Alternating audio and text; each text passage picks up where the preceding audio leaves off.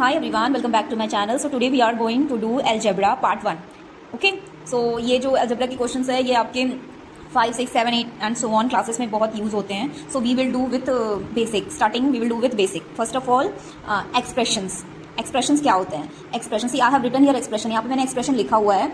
So in that expressions में क्या होते हैं? जो कांस्टेंट और वेरिएबल को मिला करके बनता है.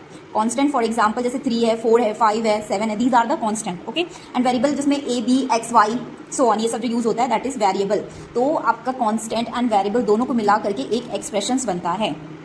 Okay, so this is the expressions. Now in this expressions there are 2 terms, 2 terms है. फर्स्ट वन आपके हैं लाइक टर्म्स, फर्स्ट वन आपके हैं लाइक टर्म्स. अब लाइक टर्म्स क्या होते हैं? What is like terms? Like terms means जो नंबर सेम होते हैं, जिसके वेरिएबल सेम है. जैसे इसमें ए स्क्वायर और ए स्क्वायर नहीं है तो लाइक टर्म्स वो नहीं है. फॉर एग्जाम्पल 4ab, ये जो ए बी है 4ab और ये मतलब माइनस है -4ab एंड 7ba, ये लाइक टर्म्स है जिसके जो वेरिएबल है बोथ आर सेम.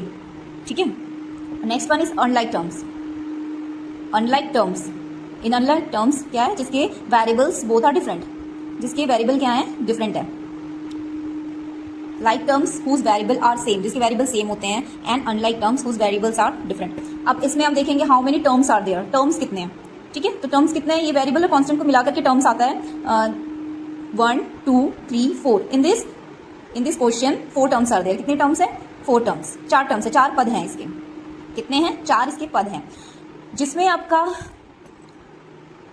क्या है? 2 पद रहता है. फॉर एग्जाम्पल ये सिंगल वाला है. ठीक है, जिसमें दो एक्सप्रेशन दे दिया है like this one. This is called binomial. इसको क्या बोलते हैं? बाइनोमियल. और जैसे जिसमें कि 3 टर्म दे देगा, जैसे A square plus B X plus C. ठीक है, तो अगर इसमें 3 टर्म दे दिया तो 3 term means trinomial. 3 term trinomial. ठीक है, I hope you have understood this.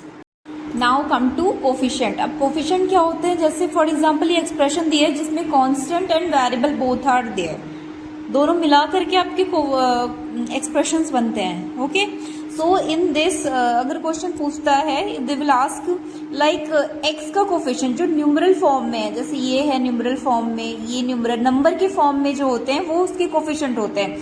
For example अगर पूछा जाएगा कि what is the coefficient of x. X coefficient, x के कोफिशिएंट क्या है? एक्स के कोफिशिएंट आपकी -2 है. एंड वाई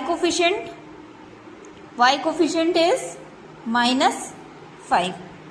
ठीक है, जो एक्स के साथ है, जो वाई के साथ है दैट इज देयर कोफिशिएंट. जो नंबर के फॉर्म में, न्यूमरल के फॉर्म में है वो कोफिशिएंट है. ठीक है, so I hope you have understood this. So part 2 जल्दी आएगा. So just like share follow subscribe करें ताकि मैं भी मोटिवेटेड रहूं. Thanks for watching.